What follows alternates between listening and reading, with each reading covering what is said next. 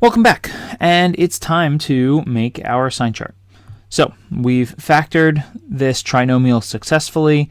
We do a sign chart. So we draw a line, we label it with our variable, and then we plot our zeros. So our zeros here are negative 5/3. We get that by setting this factor equal to 0, and then 2. We place our factors down the left-hand side. So we have x minus 2 and 3x plus 5. We'll deal with our f of x row in a minute. Plot our zeros. So when x is equal to 2, x minus 2 is equal to 0.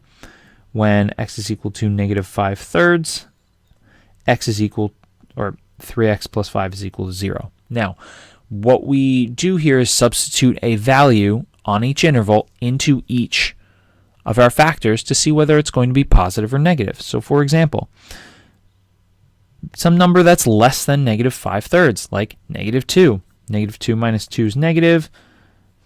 Negative 6 plus 5 is negative. Some number in here, like 0. Substitute in here, it's negative. Here it's positive. And the pattern, what we'll work out with these, any of our ones that x is positive and it's a first degree, it'll be negative when we're less than the 0 and positive to the right. Then we take a look. We have a row for f of x. That's our entire side over here. We bring down our zeros because this is these are being multiplied. So anytime we're multiplying a factor by 0, it will be 0. Product of two negatives is a positive. Product of a positive and a negative is a negative. Two positives is a positive. We're looking for greater than 0, so that is our positive values because those are the numbers that are greater than 0. So our solution set, we've got negative infinity to negative 5/3, and then from 2 to infinity. Let's take a look at another one. All right, this one looks a lot harder, but it's not. It's sure, maybe it might be like a little bit harder, but it's mostly just because it's more writing and one more row in the table, but it's not one that we cannot do. So first off, we look for a common factor. So how about 2x cubed? So we're left with x squared minus 3x minus 28. Oh hey, this looks a lot easier already. We can then factor this to x minus 7, x plus 4. Now, it doesn't matter that the one factor is cubic. We still just set up our sign chart the same way.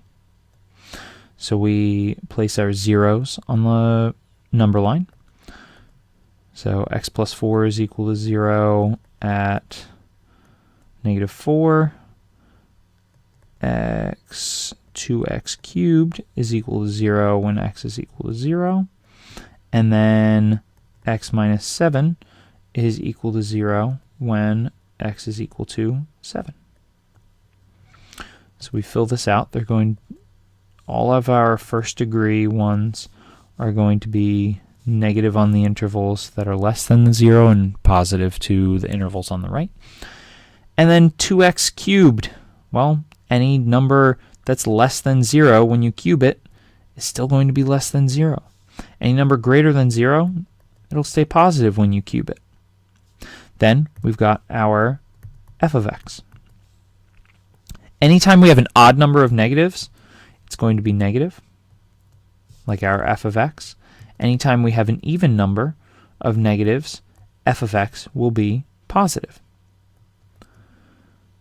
So we fill out this f of x row and use that to figure out when it's going to be less than or equal to 0. So the less than or equal to 0, we're looking for our negative and 0 values. So we'll go from negative infinity to negative 4. We'll use brackets because at negative x equals negative 4, f of x is equal to 0. Then we've got our union, and then we go from 0 to 7.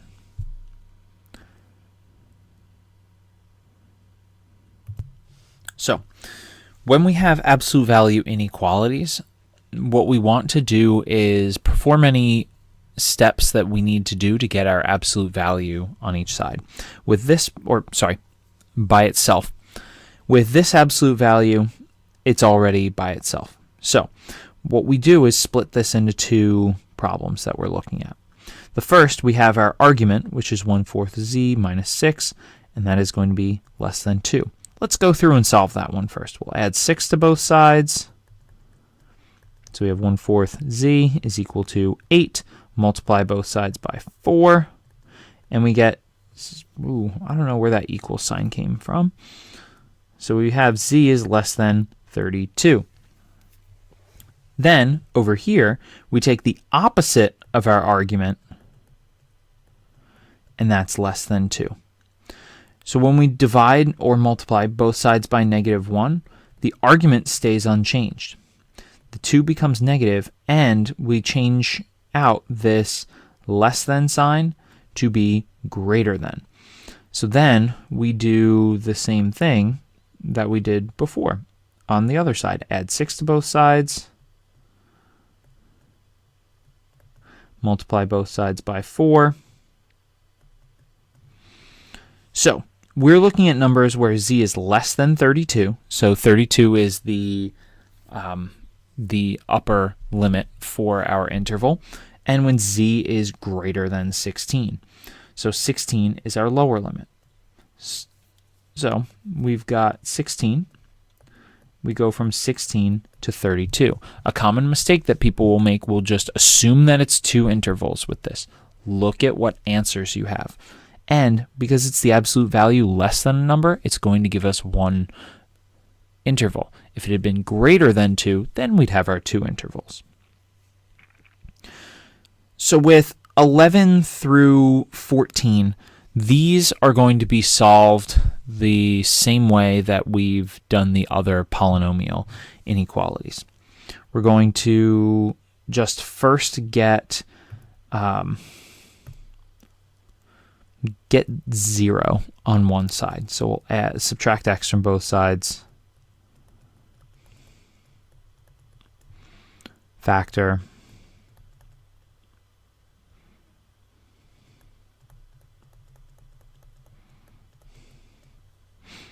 All right, and then draw our sign chart. So we plot our zeros, put our factors down the one side, and then have an f of x row. We have our zeros. They are negative to our factors are negative to the left of the 0, positive to the right. Product of two negatives is positive. Positive and a negative is negative. Our zeros come down because it's multiplication. And we're looking for less than or equal to 0, so it's just that negative interval in the middle here. So 7 minus x squared. So this one, what's going to happen when we factor it, we'll end up with square root of 7 plus x. And square root of 7 minus x. So we plot our sign chart. And honestly, we don't need to know what the square root of 7 is. I mean, we know it's somewhere between, there we go, it's letting me write again. We know it's somewhere between 2 and 3. Just estimating with this. But we don't need to know exactly what it is. Now, going through this, we plot our zeros, and those stay the same. For this square root of 7 plus x, we're still going to be negative to the left of the 0, positive to the right. But you can't just assume that it works out this way for all of them. So we take a look, and if we substitute a number in, so for example, like 0, because that's one we definitely know is in between square root of 7 and negative square root of 7. So square root of 7 minus 0 is square root of 7, which is positive. Number greater than the square root of 7, like 10, well, square root of 7, which is less than 10, minus 10 is going to be negative. Same thing over here. Negative 10 will end up this being positive. So we can't just assume that each row is always going to work the same. Look for patterns when you can find them, but when in doubt, just substitute a value in. All right, so we're looking for when it's less than or equal to 0, so it gives us these two negative intervals here. We use brackets because it's less than or equal to 0. All right, let's take a look. Let's do some purple. All right. 13 and 14 have some of my favorite things in them. And I mean that very sincerely. We'll add 4 to both sides. We'll factor this. It's to the fourth, at like x to the fourth, and then 5x squared. So we can factor this, right? It works out the same way as if we have a like something x squared and then something x and then a constant. As long as our first term is, the exponent is double the second terms, we can factor like this. So this factors to x squared minus 4 times x squared minus 1. Those reach a difference of perfect squares, which I happen to love. I mean, I love all of this, but this especially. So they factor into some conjugates. So we get x plus 2, x minus 2, x minus 1, x plus 1. Doesn't matter what order you do it. Multiplication is commutative. Now, when we're setting up our sign chart, we need some more space. It's the same as with all of our other ones, but we just need more rows, right? So we have some lines on the page so that I can keep this clear. So we've got x plus 2, x plus 1, x minus 1, x minus 2, and then f of x. Great. We put our zeros in. Again, it doesn't matter what order they're in. I like to do them in a specific order so that, because it looks nice, but they're all mathematically equivalent. So these are all first degree. X is positive, so they're negative to the left of their zeros and positive to the right of their zeros.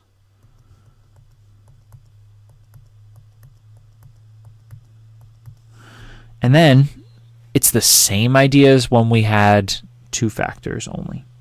So the number of negatives, negative times negative times negative times negative, well, it's an even number, so it will be positive.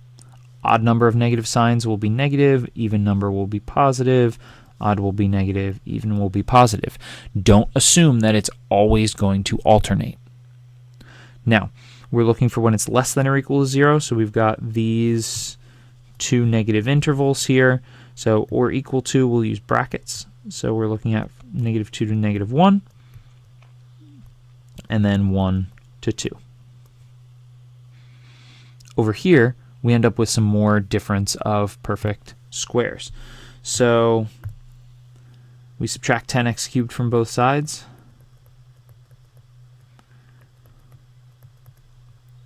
We will factor out an x.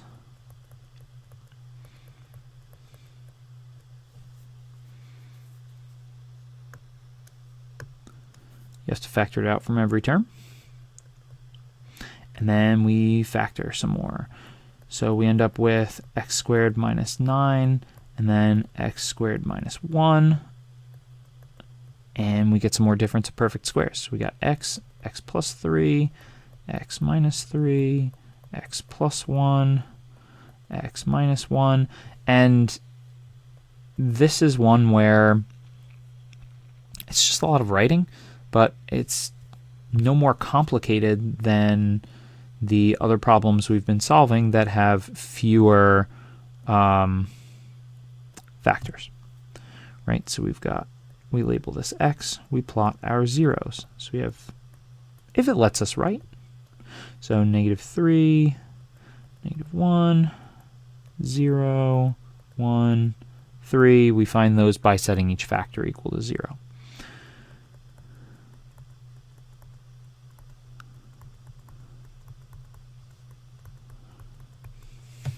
Same thing as the other problems, just more writing. So we substitute our zeros in. When x is equal to 0, x is equal to 0, x is equal to 1, x minus 1 is equal to 0, and so is f of x, and so on. They're all going to be negative to the left of their 0, positive to the right.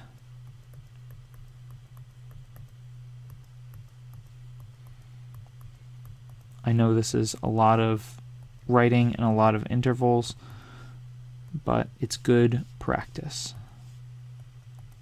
Now, odd number of negatives is negative, even numbers positive, odds negative, evens positive, odds negative, evens positive.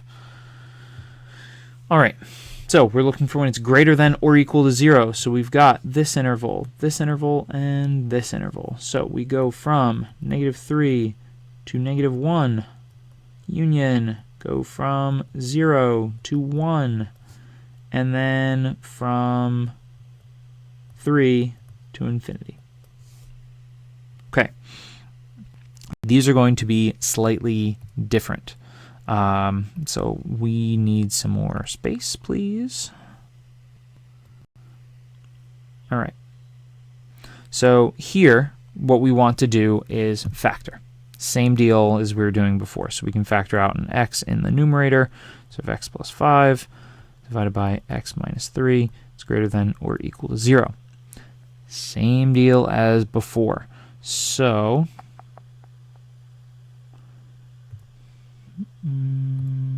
what am I looking for? All right. So we plot this out. We have our zeros. So we have -5, we have 0, and we have 3. We put everything down the side. Again, doesn't matter what order. Like here, I didn't do the order I usually like, but it's okay. It still works out. Negative to the left of the 0, positive to the right.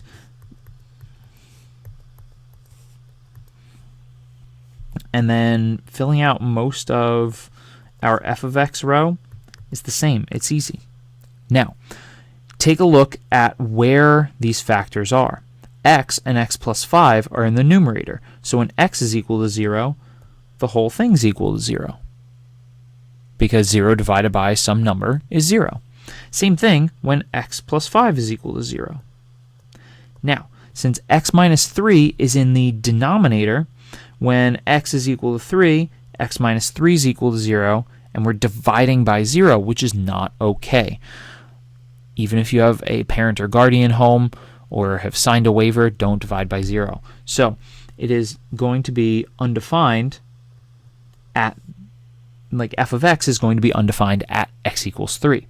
So when we go through and look for our positive intervals, when it's greater than or equal to 0, we're looking here. So from -5 to 0, we'll use brackets because we f of x is equal to 0 at that point. And then we're going to go from 3 to infinity. We are going to use parentheses on the 3 because 3 is not included with this. The function is not equal to 0 when x is equal to 3.